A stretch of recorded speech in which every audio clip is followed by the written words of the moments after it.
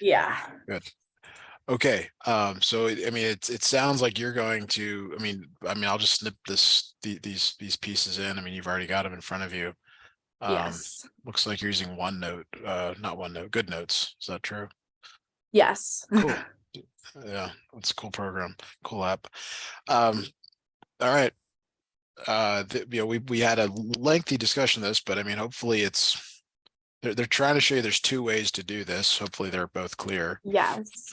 So in class, he said for this one, you put it over the number root of the number in each, or of the number in that one thing. So since we're finding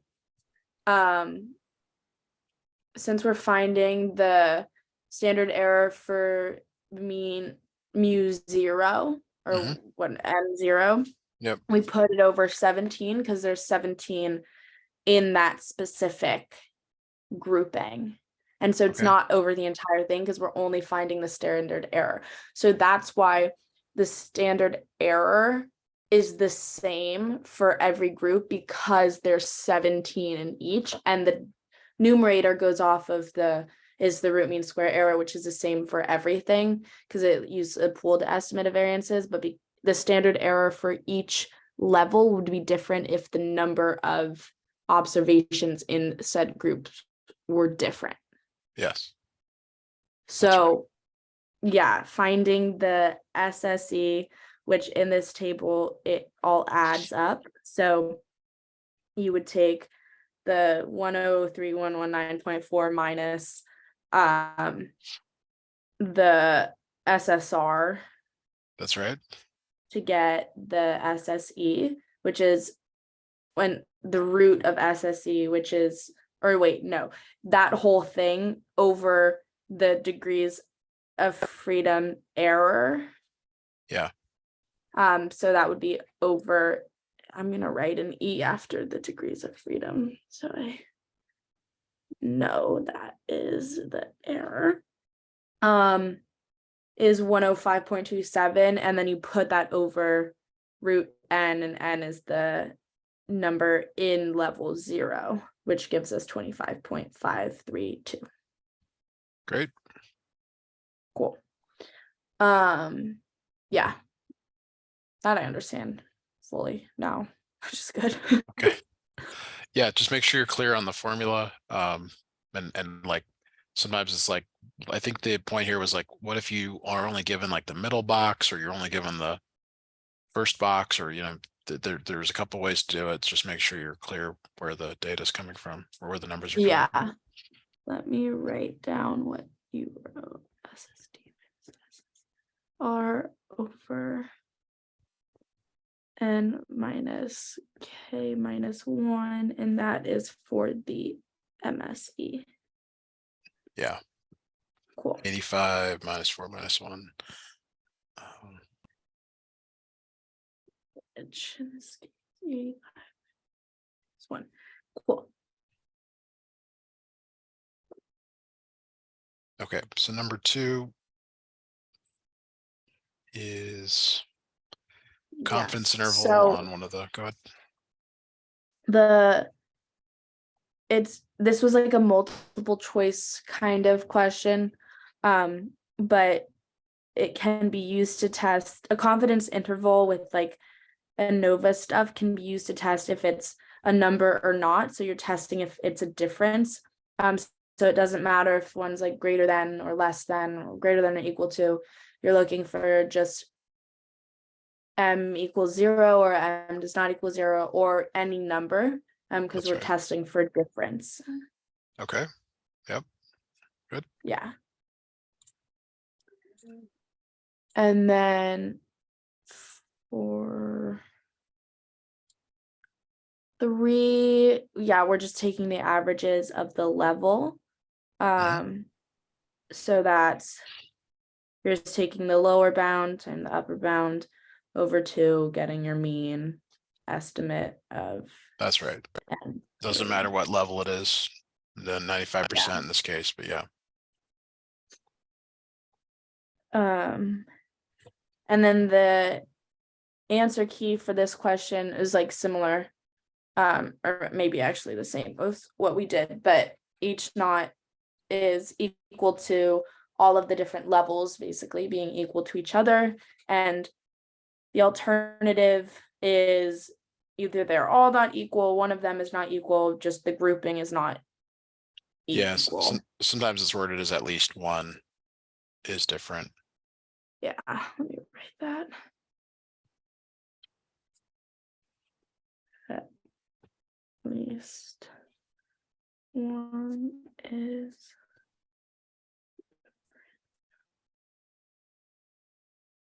Okay, yeah, makes sense.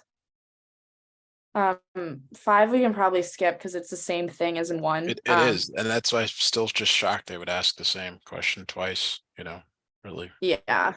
And I don't know why 5 would not be before 1. Yeah, But here we are.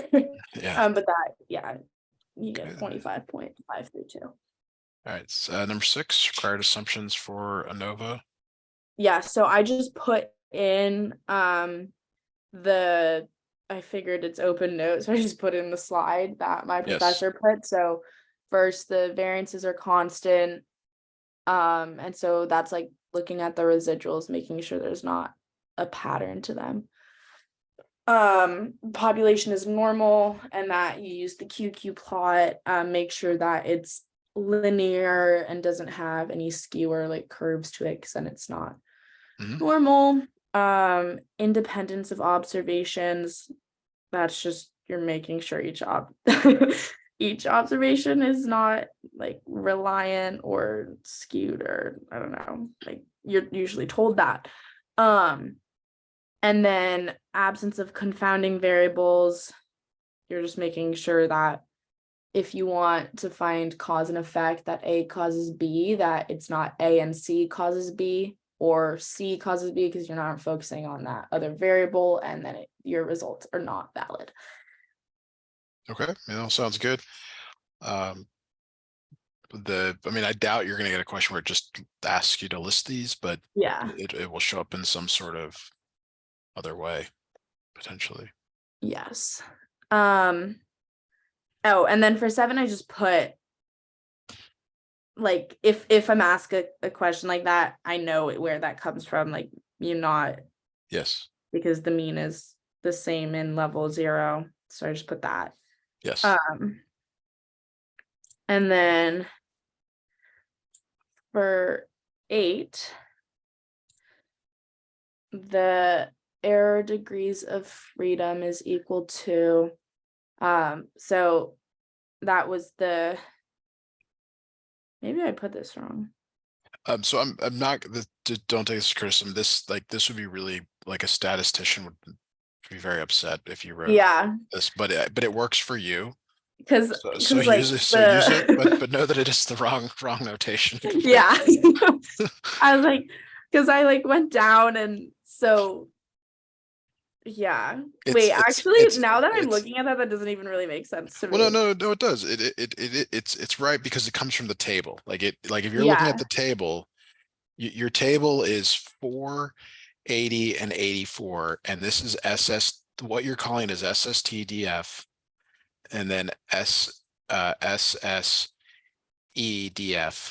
and then SSR. I basically use like the sum of squares as the source column. Yeah. I mean, it's okay. I mean, it's okay. Just know that it's n minus k minus 1. N in your problem was 17 times 5 because there's 5 groups, and then your k is number of groups minus 1, which is 4. I'm sorry.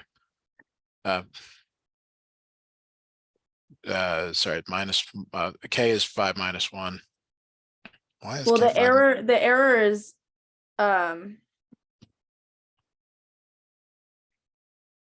yeah. I wouldn't try and do like, just do it the way you're doing here. It's working. Yeah.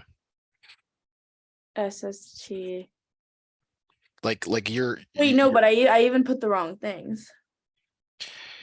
It's SSTDF minus SSRDF. Yes, it's okay. It's Lovely. Um, but yeah, I I like, think you're likely to get a table, ANOVA table. That's the common question. We've done a couple of those. That's you've got to know where to grab those values from yeah, the which table. like So visually, like I know where they are. yes. So, okay. And then the estimate of the standard error for level 1 and level 2 are identical. This is what I was kind of explaining with question 1 is because so the standard error is sigma over root n to whatever I, so whatever level it is, which is estimated by the RMSE over root ni. So when n is the same, the standard error is the same because your RMSE is for your like all of the observations, and so it doesn't change per level. And so when n is the same, you have the same numerator with the same denominator. Did you ever get any problems where n was different? In the meaning like your group sizes were different? No, Okay, so then there's no. but like who knows? So I'm assuming I know how to do that because at that point, then you're just doing the same thing, except you can't just assume that. That's right. I mean, you just need more information. I mean, the Yeah. software will do it for you, but yeah, I mean, I'm only asking just, I mean, that's wondering what else you could be asked. Yeah. Says. Okay, F ratio, more important than the formulas are kind of like, do you know how to get to it from the table? Yes. So the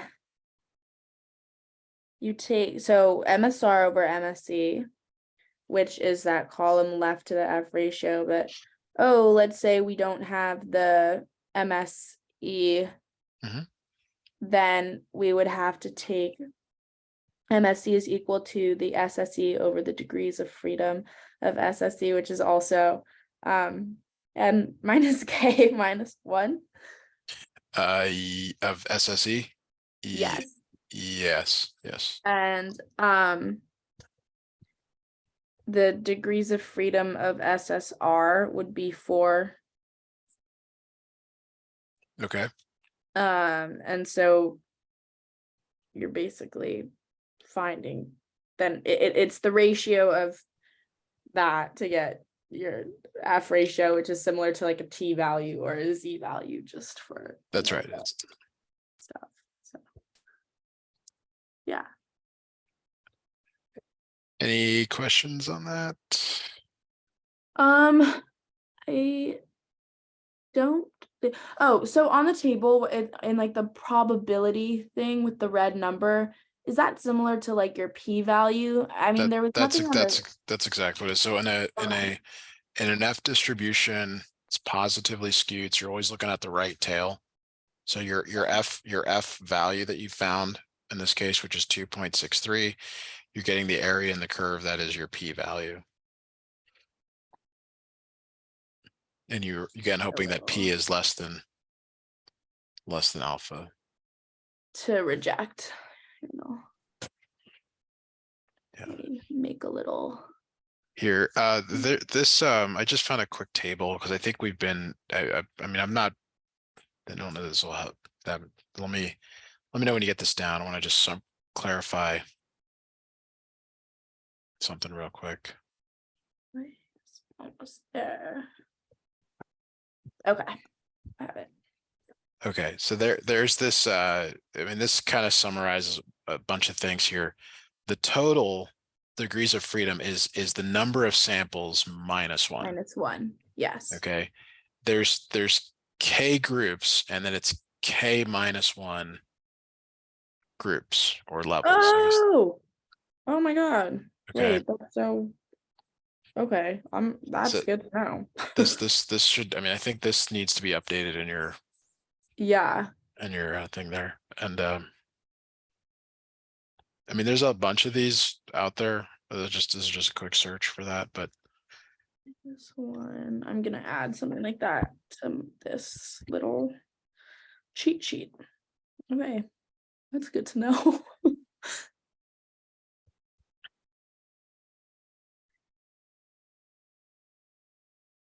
Okay, and this is using factor as Level. R, like That think like of factors as so like levels. for like MSR, it's like MS factor.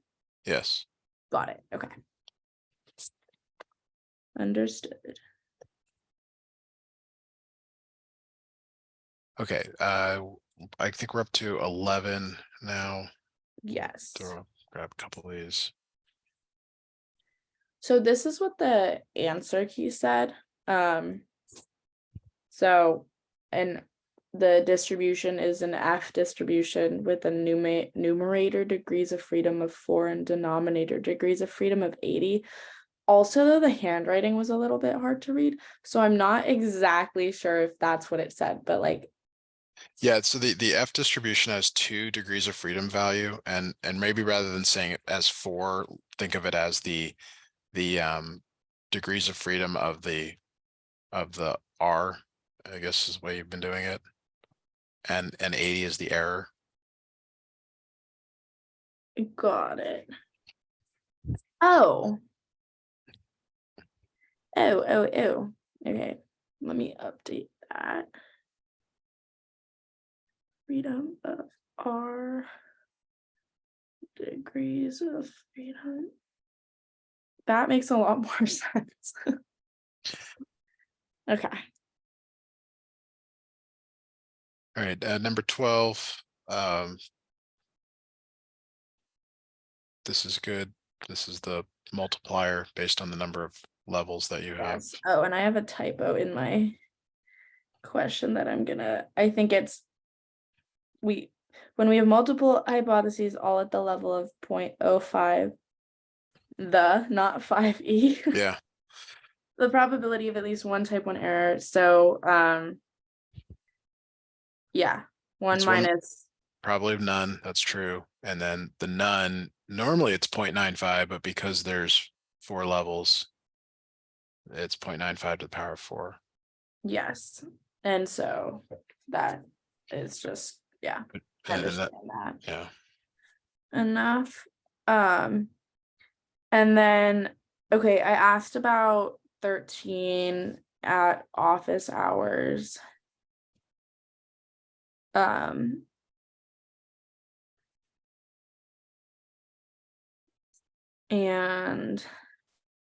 This, I mean, to me, this doesn't really answer it, but maybe that is the extent that you'll.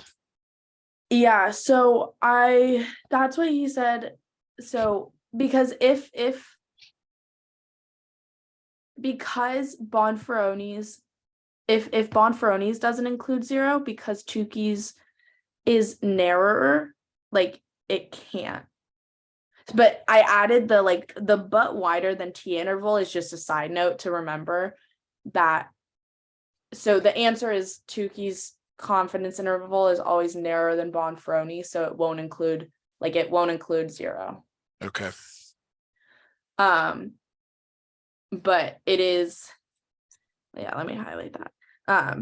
But Tukey's is wider than a T interval, just like in general. Oh shoot, what am I doing?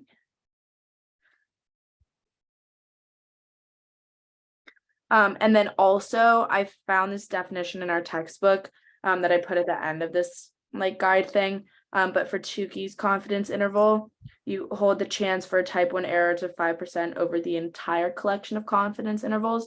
And then for Bonferroni's confidence interval, you guarantee that the chance for a type 1 error among all of the intervals is less than or equal to 0.05. So that's why Okay. Tukey's is narrower. Yeah. That, I mean, that, yeah, that I can't disagree with that because this is very textbook, but if you feel like it's clear, that's good. Yeah, I feel like it's clear enough. Honestly, like I asked about it and he gave me like the most, like he was like, no, it's an error. And I was like, okay. Yeah, I thought the distinction was about the types of comparisons being made, but and like whether you had an idea, but this probably is true. you know, Yeah. go hope. Wow. So, sorry, I can't Um, be more helpful on that. no worries. All right, 14.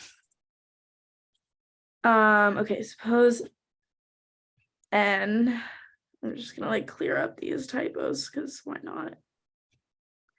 And ANOVA meets the conditions of the MRM and the FMRN, comma.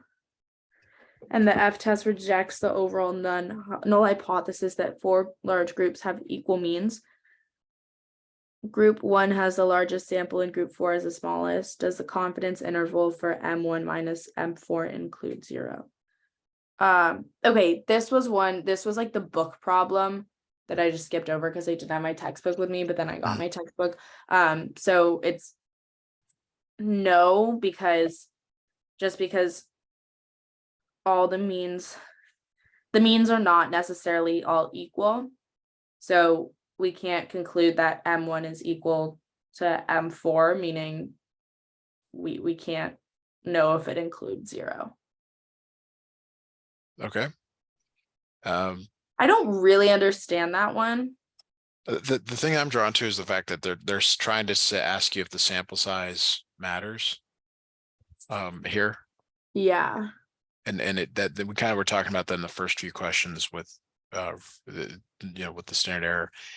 The sample size, like you can in a normal ANOVA, you would not always have the same number of samples in each group.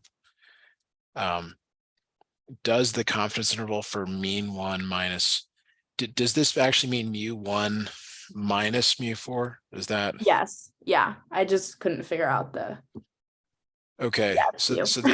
the there's no guarantee.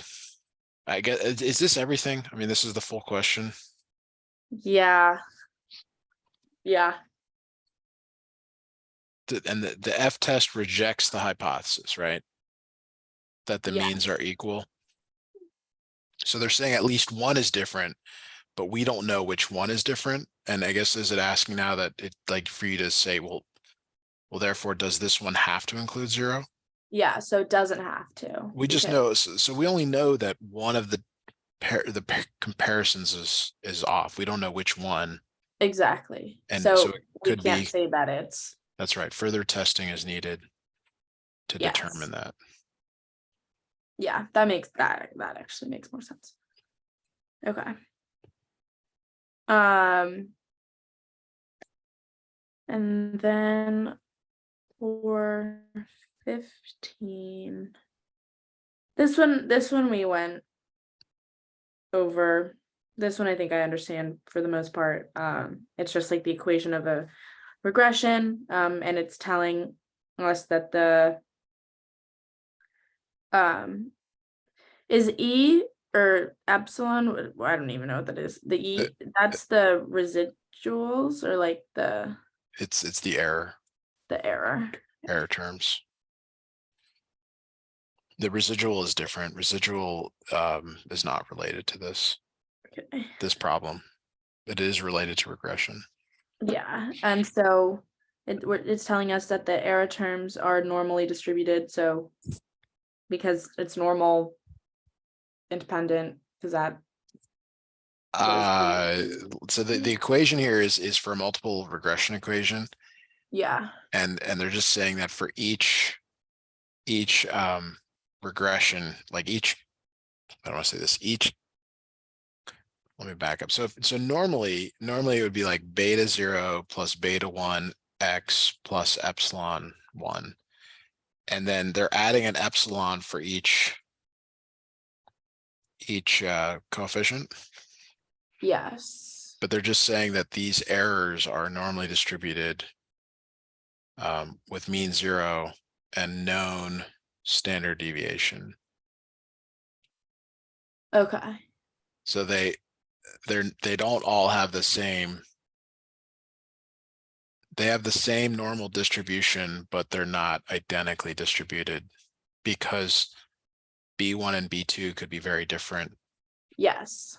I think I mentioned like square footage versus number of bathrooms, or the variables are different. So the error terms are going to be different, but they're the same normal distribution. Got it. Okay. So, let me write this out.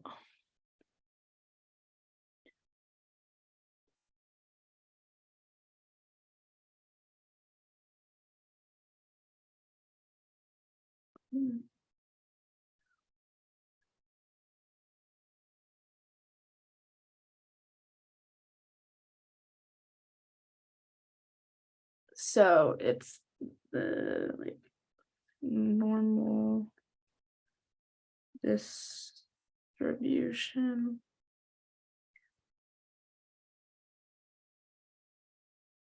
But they're different coefficients or different. Well, it's like for each variable, the distribute like that's just like the number of rooms that a house has a normal distribution, and so does the square footage, but the variances are going to be very different on them. Yes. Like square footage is gonna be a lot higher than number of rooms. The point here is that they're all normalized with 0, but they're very these are going to be, But it's just like different yeah. data sets, basically. Or like different, yeah, okay. Understand that. Then for 16.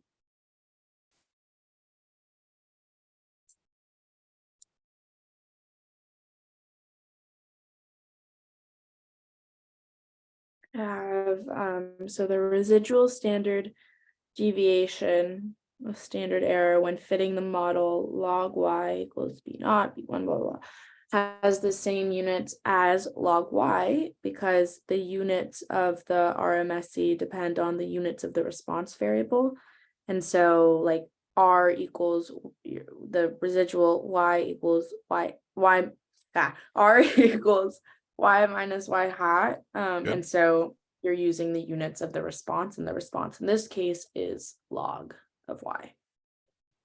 Okay. Yes. And then, okay, this one.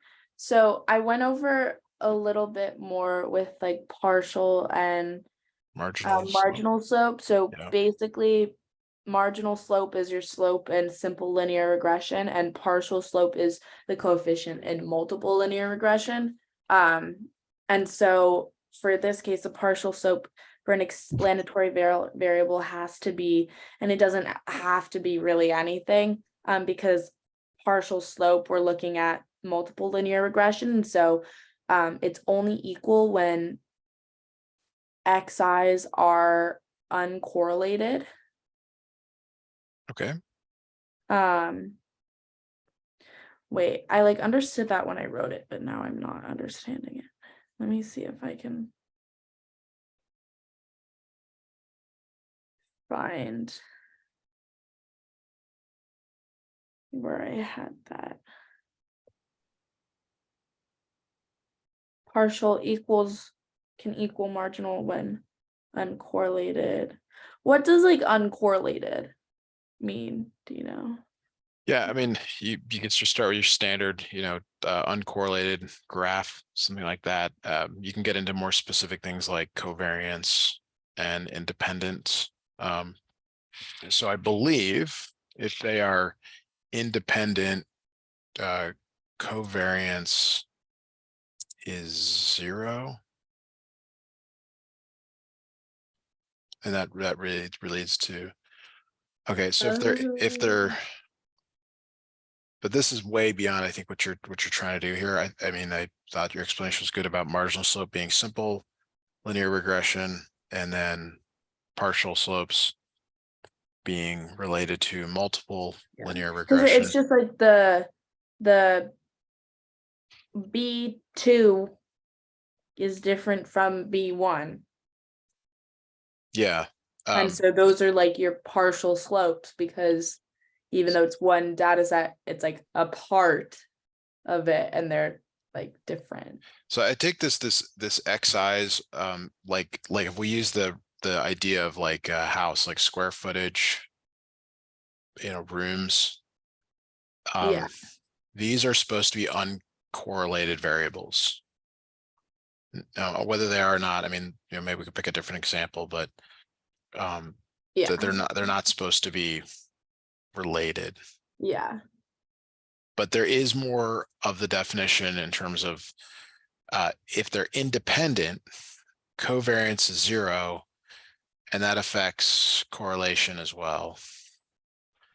So I guess my question then is how is it equal when it's uncorrelated? Because wouldn't it be equal if it is correlated? Partial slopes equal. So like to me, how do I want to say this? If we have a model here with where it's 1 plus 2x1 plus 3x2, and then we have a linear model like this, since these are unrelated, Mhm. the partial slope of y with respect to x1 is 2, and the marginal slope of y with respect to x1 is 2. But let's say x2 is really like 2 times x1, Mhm. then the partial slope of this equation, now we can change this right here to being 6x1, and then your partial slope is now 8, which is not your marginal slope, which is 2. And it's because the two variables have a relationship. Okay. So this uncorrelated is what kind of shows that they're the same, because the like when you partial means you hold everything else as being constant except the variable in question. Yes. But in this case, if they are correlated, there is some pattern relationship between them, then you don't get that. Okay. That makes sense. Cool.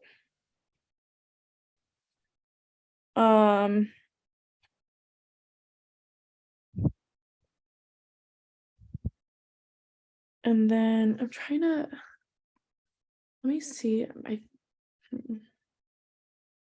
for this question. I think the answer key maybe had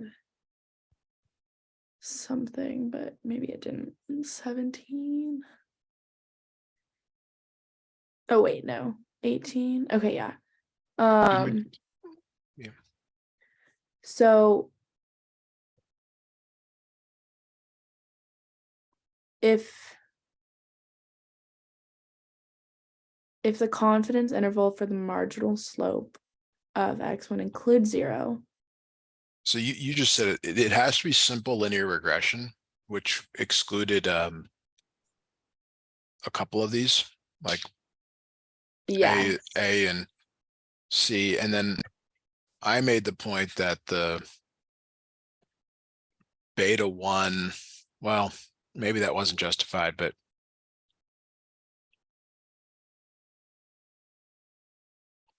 this is correct? This would be?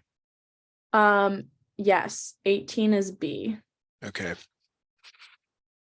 Oh, because it includes 0. Okay, so if it includes 0, sorry, I didn't see that. If it includes 0, that means you cannot reject H0, and H0 is that the betas are equal to 0 in the regression. Okay, that makes sense. So cannot reject H0, meaning that betas, yes. Okay. That makes sense. Okay, so it looks like 19, there's something to do with this expected value Yes. business. So this one, so we use this platform called Ed Discussion, and let me pull that up because there was a question about number 19, or is it 19? Yeah.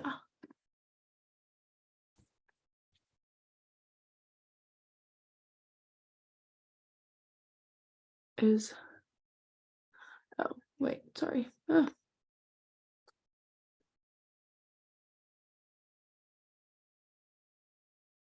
Okay, question. Okay. So it was originally, okay. Someone asked, why is C correct? Isn't the interpretation of B not the estimate of the expectation of Y when X equals 0, or in this case, when X is very large? And then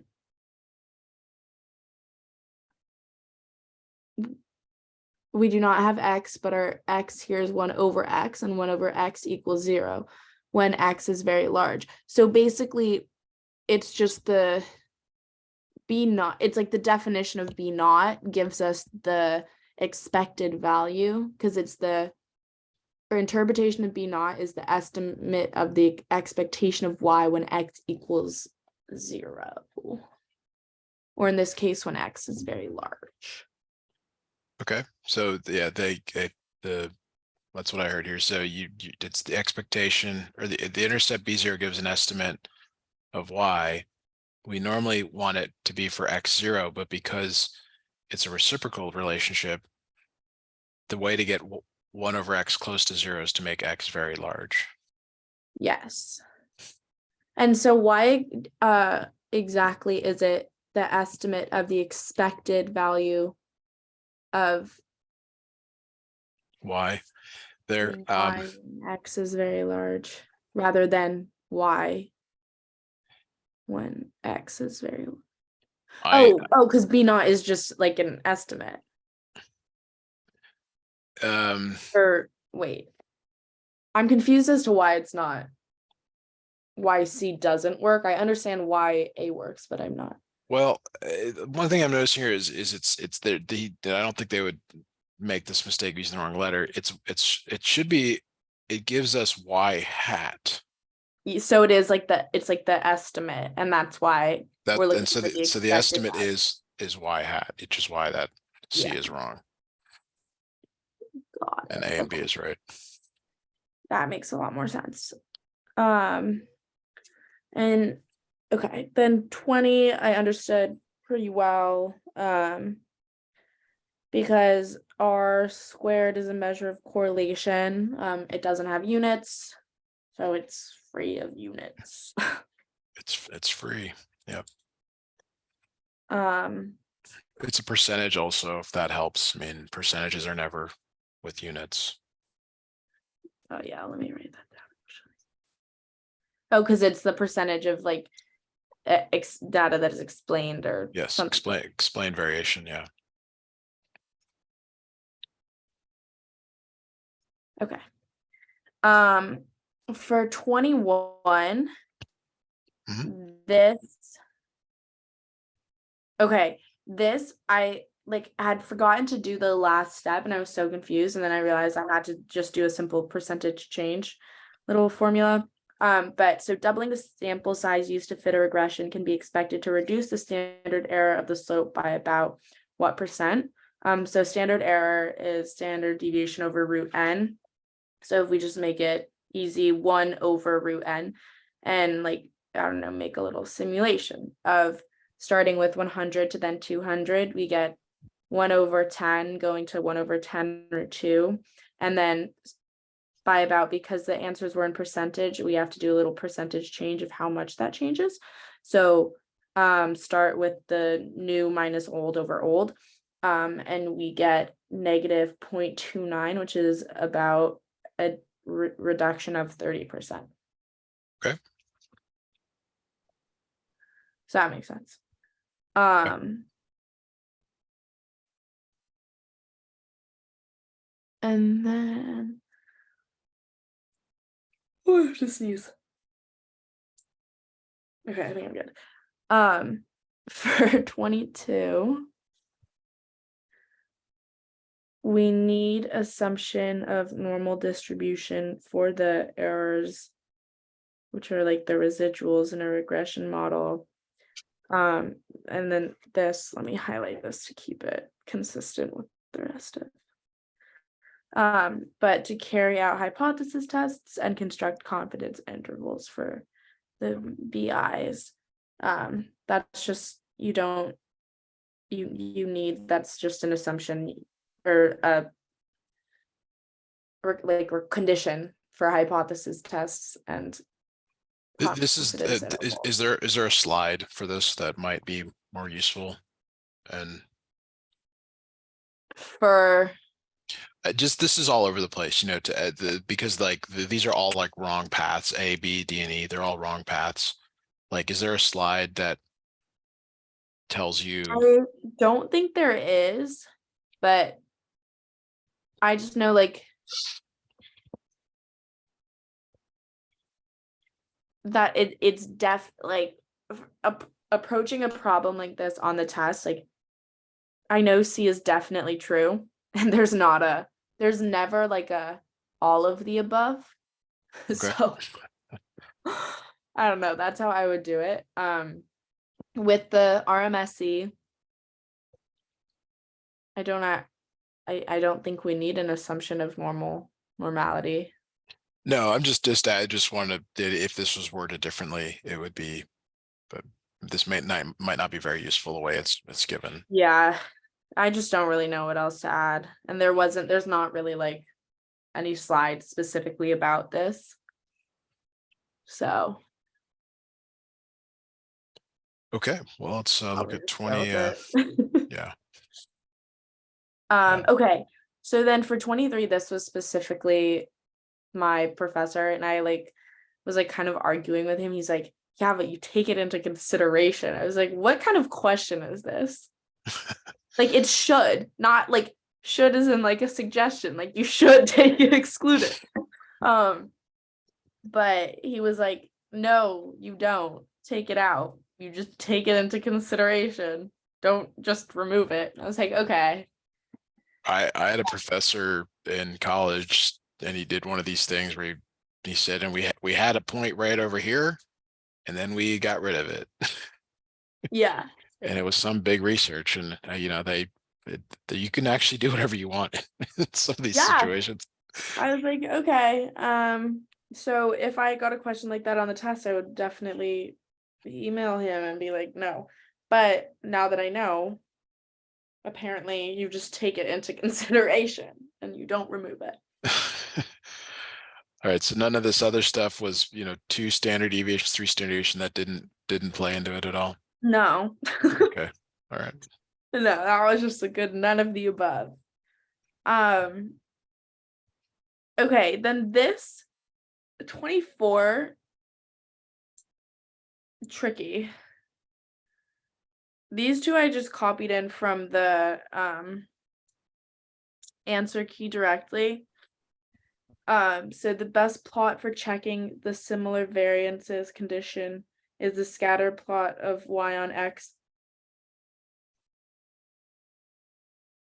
Apparently it's supposed to be the residual plot.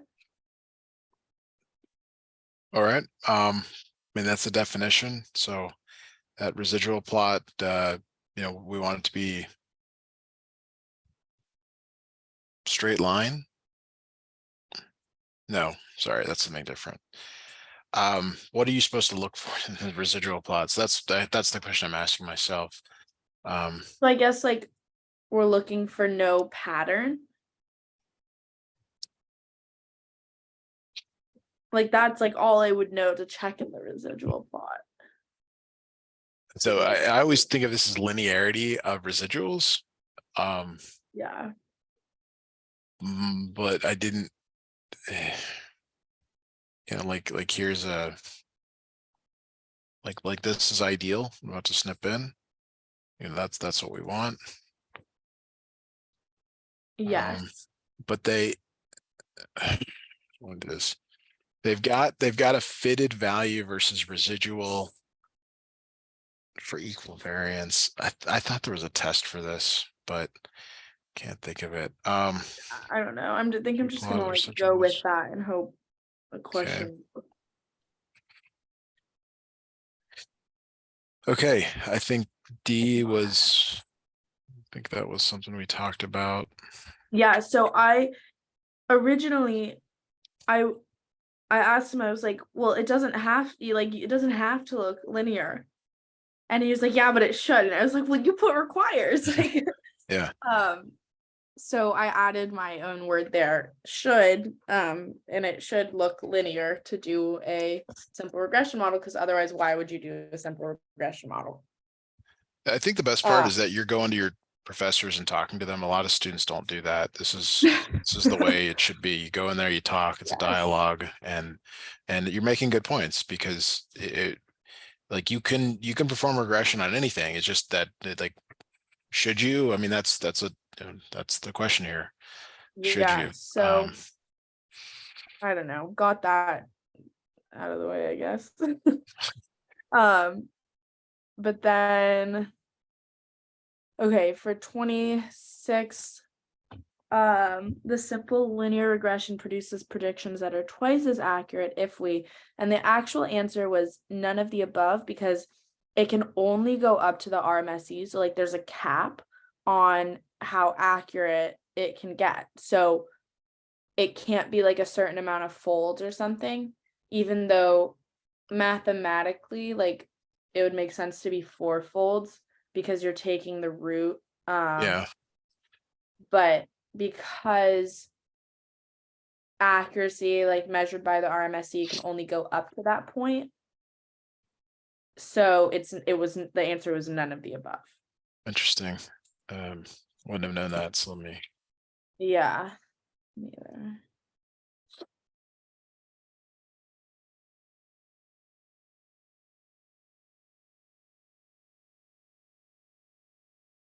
All right. Yeah, I'm not finding anything real quick searched on that.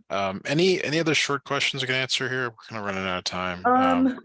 Anything quick? Not sure, but just the last question is 27, and the following is true. I asked him about this too. He was like, the simple regression model presumes, for example, that you have appropriate use logs or other transformations to obtain a linear relationship between the response and explanatory variable. And so basically you're transforming a function to make it linear.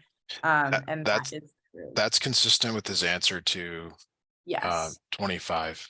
Yeah. And that mindset is important to try to, that's why you go talk to your teacher so you know kind of what they are thinking, how they write it. Yes. But other than that, I feel pretty confident on all the questions. I made just like a list of topics underneath, but that is just kind of for me to have to reference. I think maybe I'll add a few